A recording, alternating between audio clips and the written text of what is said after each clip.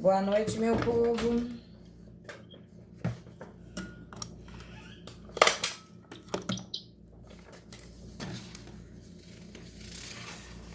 Alguém pode me responder aí para saber se está todo mundo ouvindo legal? Boa noite. O áudio tá bom para todo mundo aí?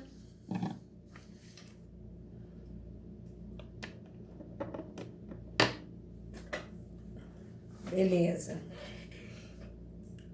Valeu, gente.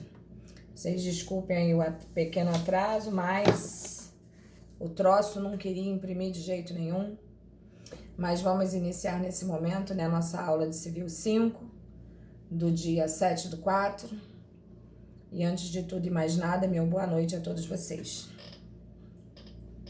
Bom, percebo que nós paramos na primeira apostila, ficou faltando 4 slides, não foi isso?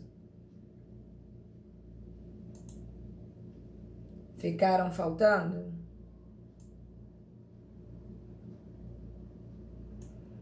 Ok, Cristina, obrigada.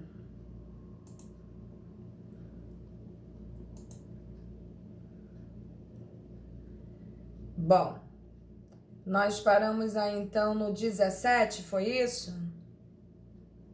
Ou chegamos a falar sobre o conceito de posse?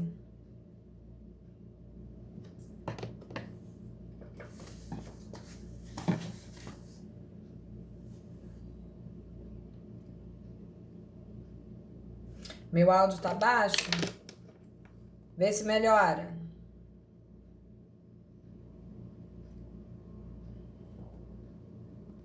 Melhora assim?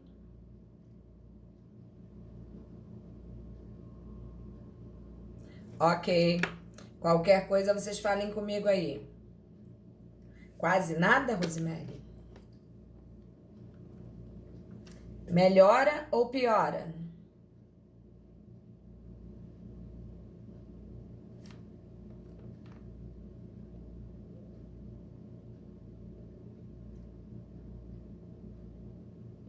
Melhorou, Rosemary?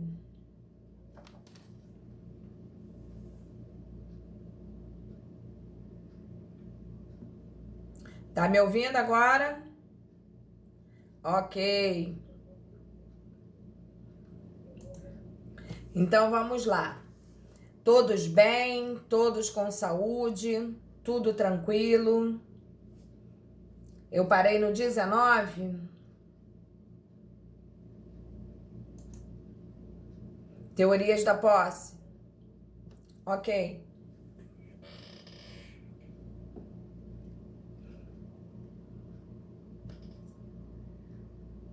Bom, então vamos lá finalizar essa primeira apostila.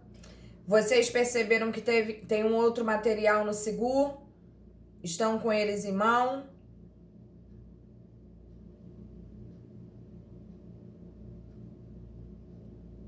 Ok, Laís, obrigada. Bom, então vamos seguir aqui. Obrigada, Cristina. Bom, o que a gente tem que ter em mente, né, que a gente está falando neste momento de posse, e para tanto existem duas teorias, né, de dois juristas alemães, dos quais a gente vai nesse momento passar por eles, pelo menos para que a gente tenha uma ideia de como se pensou, né, esses dois juristas e os reflexos que isso gerou para a gente em dias atuais. Bom, temos ali, ó, a teoria subjetiva, que é elaborada por Savigny em 1803, que elaborou um tratado sobre a posse, afirmando que a posse seria a soma de dois elementos: o corpus, né, que é a posse efetiva da coisa, é a posse de fato, né, e o ânimos, que seria exatamente o quê? O ânimos é aquela situação a pessoa agir como se dono fosse, né? Então vamos lá. O corpus é o elemento material, é o poder físico da pessoa sobre a coisa, que nós já vimos inclusive que isso é muito enganador, muito ilusório, né? porque não necessariamente quem detém a posse detém a propriedade, assim como você pode estar simplesmente com a posse indireta da coisa, mas você detém a propriedade. Então vamos lá. Já o ânimos é o elemento interno subjetivo, é a vontade de ser dono, é aquilo que a gente chama quando a pessoa vai tentar gerar uma posse de um imóvel para um futuro uso capião, e ela tem que agir com esse ânimo de dono, como se dono realmente fosse da coisa, não podendo se escusar de tal comportamento.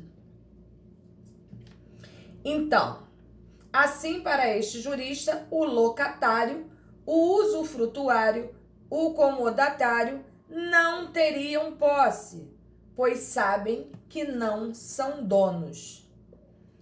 Ótimo. Aí é uma coisa para a gente pensar, né? Ele embasa isso numa situação de que, pelo fato deles saberem que a coisa tem um proprietário, eles não podem agir como se donos fossem. É uma coisa para a gente pensar, né?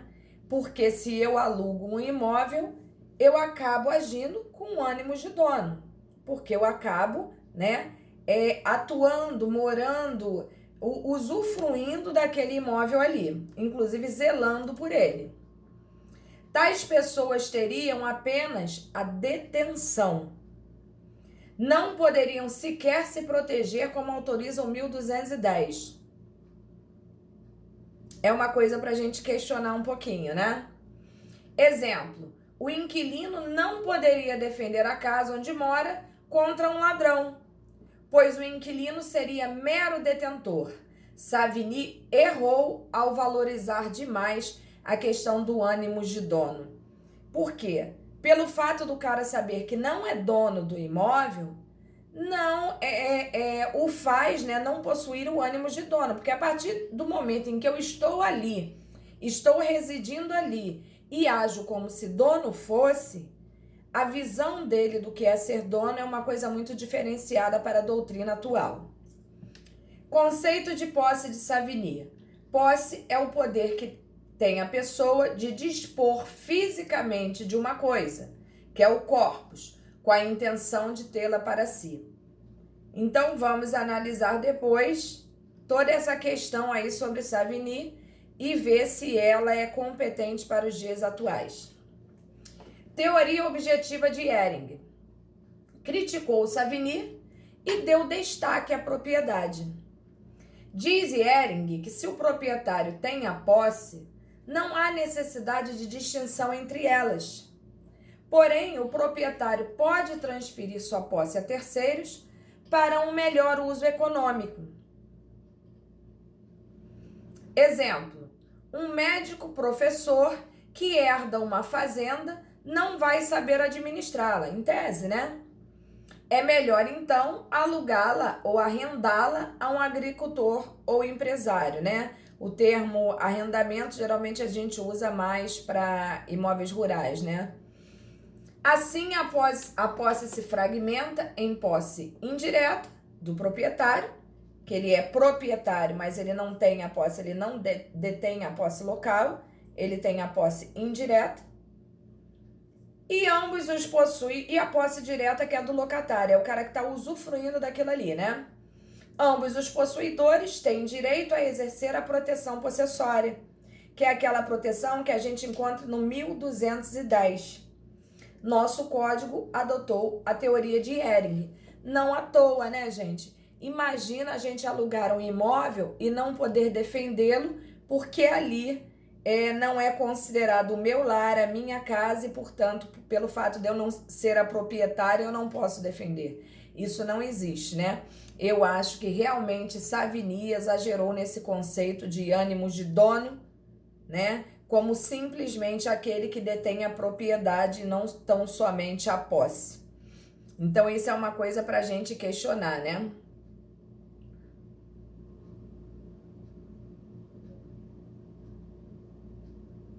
Gente, o Vinícius está questionando aí o áudio. Vocês estão ouvindo bem ou é só o dele que está picotando?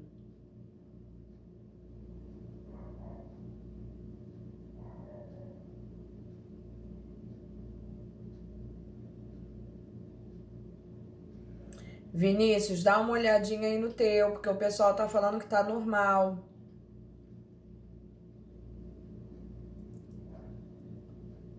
Ok. Qualquer coisa você fala, Vinícius. Tá? Porque se a gente tiver que voltar, a gente volta. Perfeito. Bom, então nós demos aí finalização à nossa apostila número 1 e adentraremos hoje a apostila número 2. Peço aos senhores futuros doutores que observem durante a semana, provavelmente até o final de semana, o SIGU, que eu estarei postando lá alguma forma de trabalho, entendeu? Para que eu comece a avaliar os meus alunos, tá? Então fiquem ligados que estarei passando para vocês alguma forma de avaliação, entendeu? E eu gostaria que realmente todos participassem.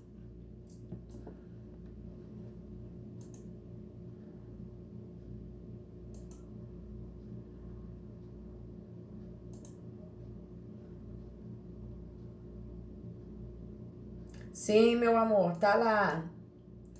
Vocês querem 3 minutinhos para poder acessar lá, imprimir, qualquer coisa assim? Calma, Raíssa, não tem estresse não. Nós estamos bem no nosso material, acalmem. Não tem ninguém atrasado, entendeu? É o que tá me dando tranquilidade. Gente, quem não tem, aí a Raíssa pediu os 3 minutinhos para poder acessar lá o material. Quem não tem, aproveita esses 3 minutinhos para pegar também. E assim que vocês estiverem de posse do material, eu estou aqui, ó. É só avisar que a gente retorna à aula.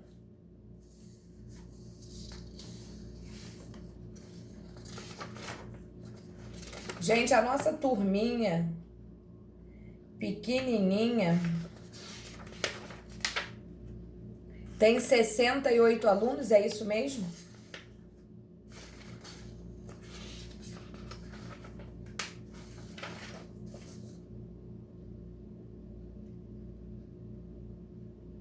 Sim, Raíssa.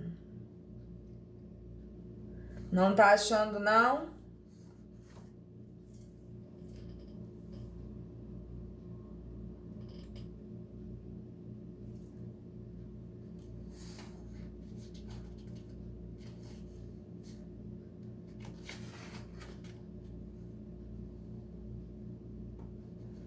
Não, não tem problema nenhum.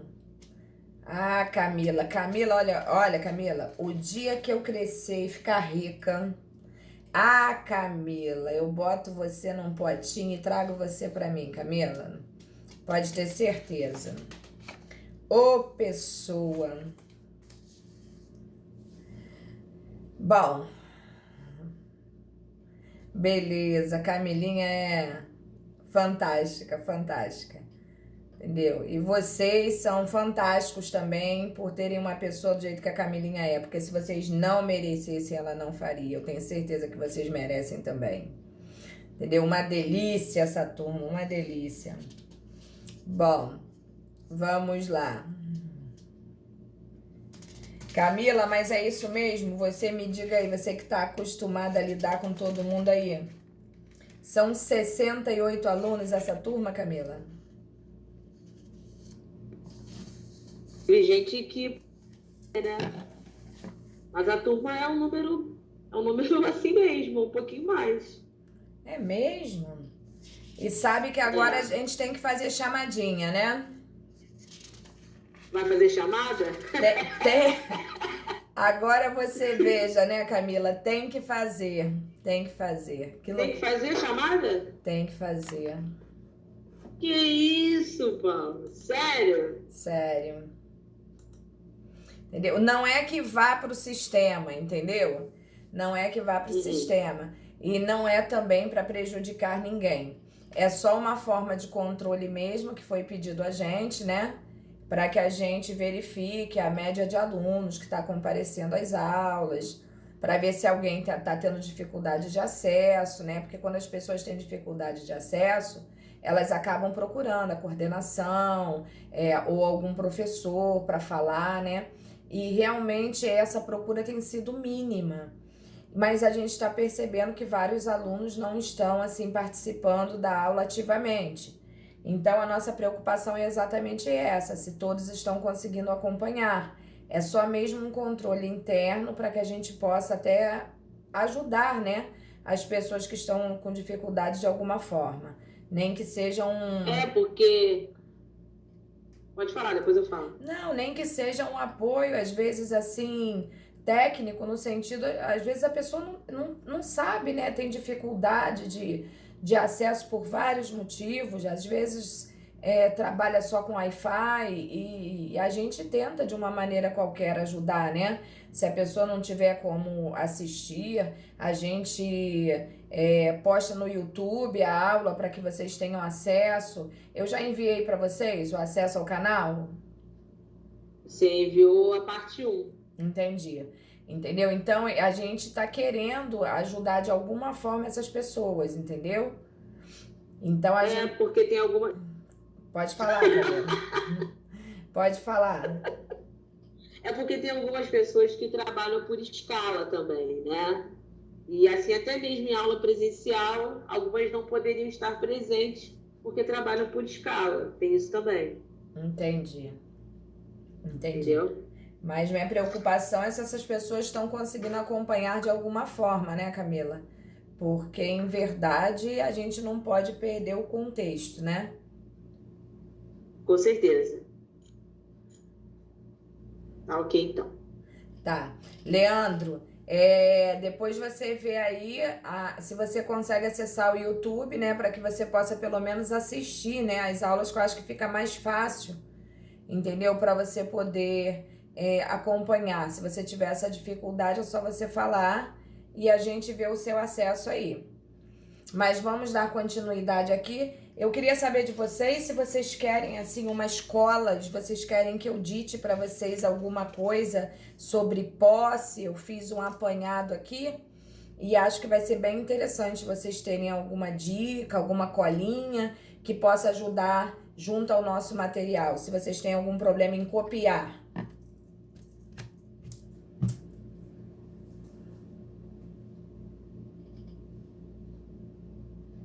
Ok, então daqui a pouco, daqui a pouco então eu vou ditar para vocês algumas coisinhas, são mínimas, mas eu acho que é sempre bom a gente pontuar para que vocês não fiquem na dúvida. Vamos lá. Então, pegamos aí a apostila 2, né? Que vai falar sobre aquisição e perda da posse e sobre a situação da propriedade também. Então, vamos lá. Adquire-se a posse desde o momento em que se torne possível o exercício em nome próprio, de qualquer dos poderes inerentes à propriedade. Não se esqueçam que para muitos autores, posse não é direito, por não estar consagrado no artigo que diz respeito aos direitos reais. Mas nós também não podemos esquecer que a posse é tratada em capítulo anterior ao dos direitos reais. Então, isso ainda é uma coisa muito controvertida, muito divergente no que concerne a posse ser ou não um direito. Fato é que, para se adquirir o uso capião, a posse é o meio empregado. Então, a gente tem que entender que se a posse não é um direito, pelo menos ela é um caminho para você adquirir um direito, tá? Então, a gente tem que ter a mente muito aberta em relação a isso, para que a gente possa entender todos os caminhos e descaminhos, né, do campo jurídico. Vamos lá. Adquire a posse aquele que procede em relação à coisa de maneira como habitualmente o faz o dono, ou seja, ânimos de dono. É importantíssimo que você haja como se dono fosse. Para se apurar se alguém a adquiriu, ter-se-á de verificar se no caso ocorre uma situação de fato análoga à conduta do proprietário em relação às suas coisas e, na afirmativa, ter-se-á relação jurídica possessória, tá? Se liga nisso. A propriedade imobiliária, passamos aí da posse para a propriedade, que nós vamos ter que intercalar esse assunto, até para nós podermos entender ações possessórias que nós vamos ver daqui a pouco. Poderá ser adquirida de forma originária ou derivada, tá? É muito simples. A gente adquire dessas duas formas ali e vocês vão ver que é muito fácil esse aprendizado. Será adquirida de forma originária a propriedade quando esta for desvinculada, gente, completamente desvinculada de relação com o antigo proprietário, sem a existência de relação jurídica de transmissão. Independe de translatividade. O que seria translatividade? É como se fosse um título de translatividade. Eu passo do meu nome para o seu, tá? Independe de translatividade, até porque, como foi falado ali, você não tem nenhum tipo de relação com o proprietário. Então, vamos lá. Independe de translatividade, sendo, portanto, em regra, unilateral, visto que independe da anuência do antigo possuidor. Significa dizer com isso que independe dele gostar ou não, dele falar sim ou não, dele aceitar ou não, tá? Ou seja, efetiva-se unicamente por vontade do adquirente, sem que haja colaboração de outrem. Paramos para analisar aí um pouquinho, podemos enfatizar muito claramente que este tipo de propriedade ali acontece em que circunstâncias? Vamos lá, que eu quero botar a cabeça de vocês para funcionar.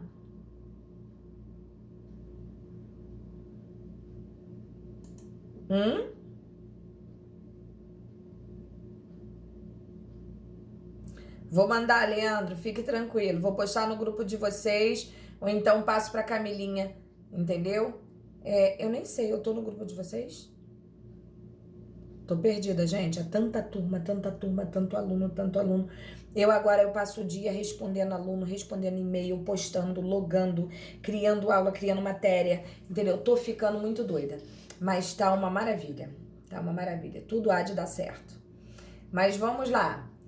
Pergunta aí que não quer calar. Pergunta que não quer calar.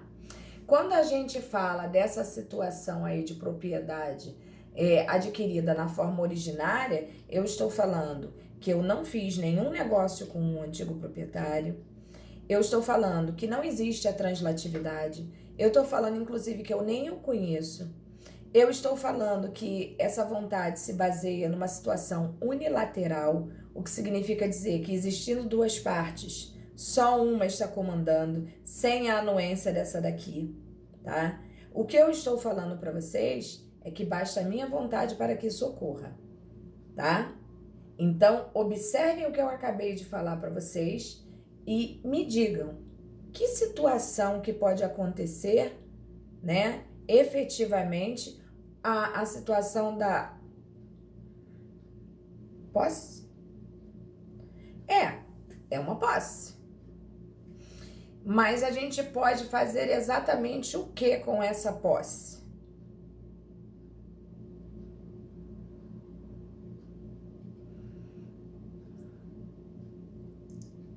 Porque a gente tá, na verdade, nesse momento aqui, né, nós falamos da posse e estamos falando da propriedade. A gente pode encarar essa forma de posse ali como um uso capião? Ah, muito bem, muito bem. Então, seria uma das formas de se adquirir, né? Seria exatamente aí como o Leandro bem colocou. E existe a outra situação também, que será adquirida de forma derivada, a propriedade, quando houver relação com o antigo proprietário. Esta transmissão poderá ser intervivos, que se daria, por exemplo, pela venda, né? Pela translatividade, pela vontade dúbia, né? De ambas as partes, entendeu? E não seria bilateral, não seria unilateral. E esse seria o exemplo mais comum. Ou causa-mortes, né?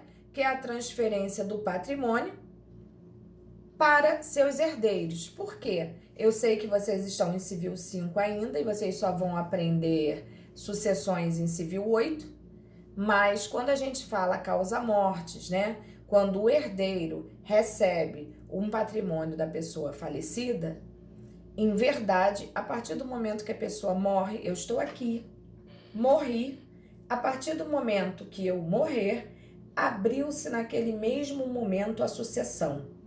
E a partir do momento que abre a sucessão, imediatamente eu estou fazendo com que os meus herdeiros possuam o direito direto, né, de receber os bens deixados por mim. E nesse sentido, quando a gente fala de uma posse adquirida da forma derivada, de qualquer forma, intervivos ou pós-morte, né, ou causa-morte, se a gente parar para analisar, a gente conhecia o antigo proprietário, a gente sabia de toda a situação. Se for um caso entre vivos, né, o maior exemplo é a compra e venda, e em causa-morte seria essa situação que eu coloquei para vocês aqui. Então, observem que é muito diferente a primeira situação da segunda. Esse detalhe não pode ser esquecido por nenhum de vocês. Beleza?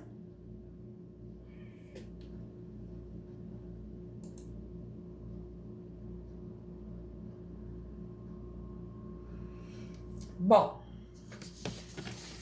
deixa eu ver aqui.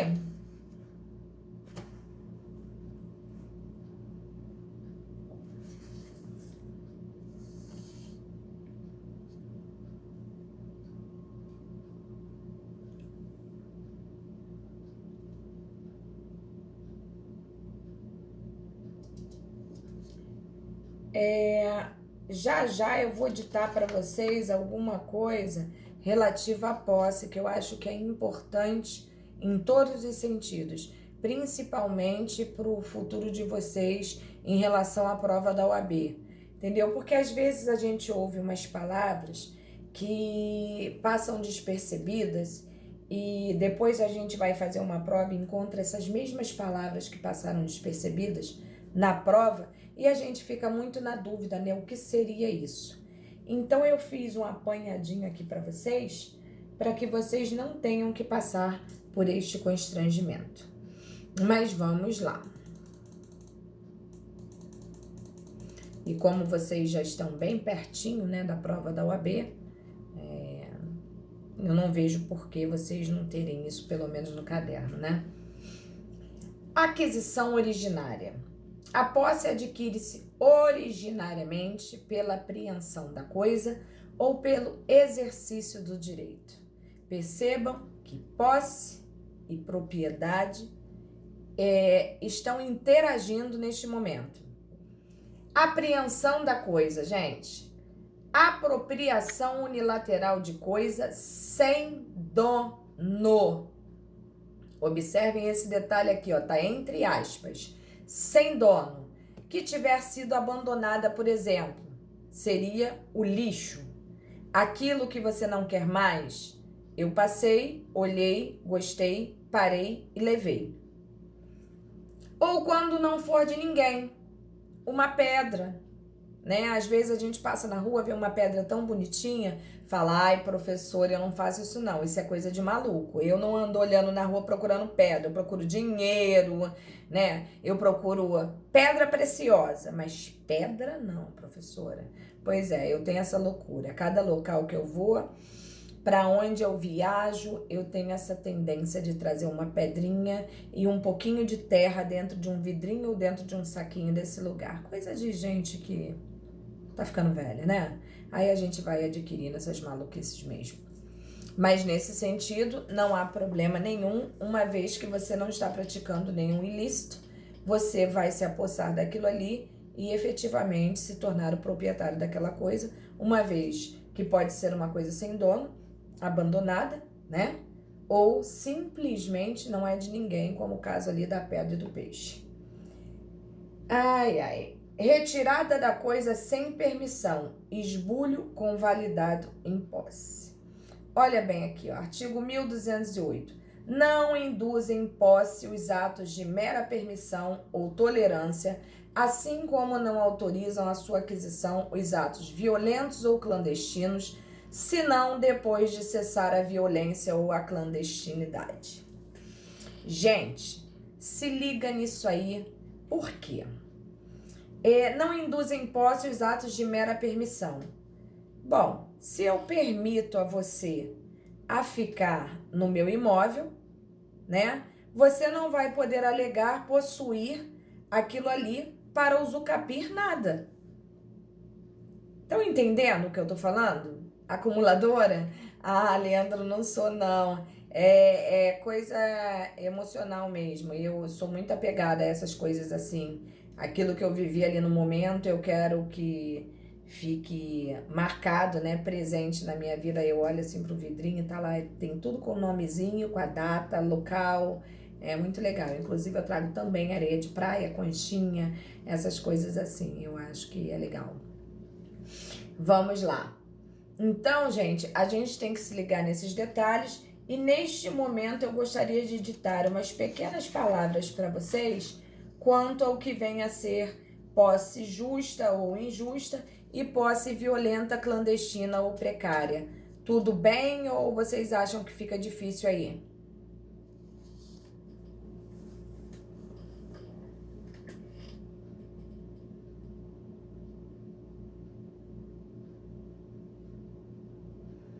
Beleza. Então vamos lá. Escrevam assim: posse justa e injusta.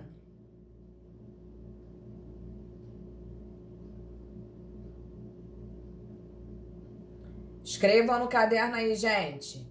Posse justa e injusta. Estão me ouvindo?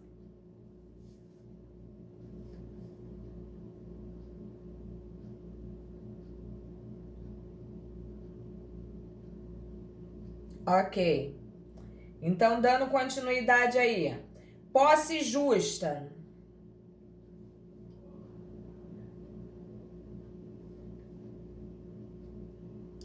é aquela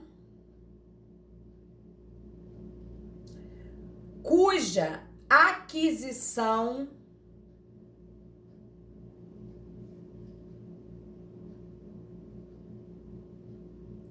não repugna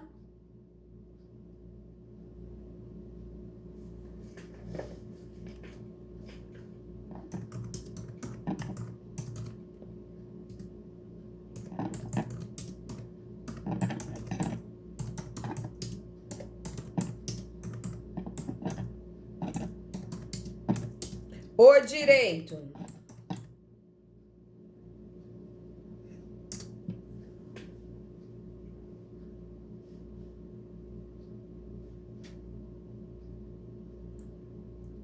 conserta aí, ao direito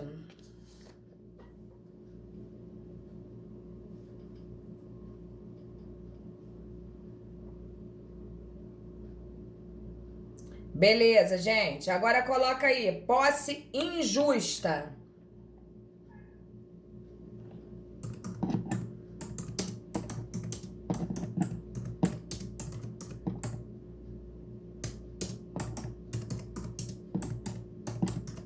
Colocaram?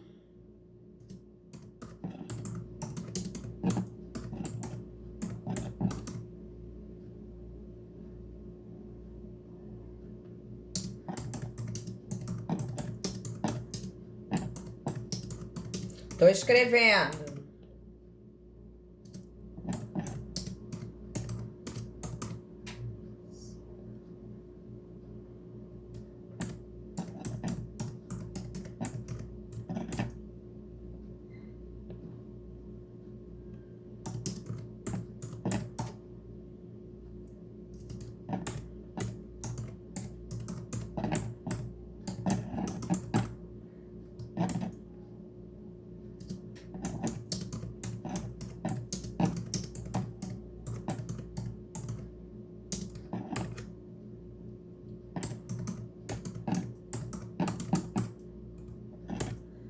Foi.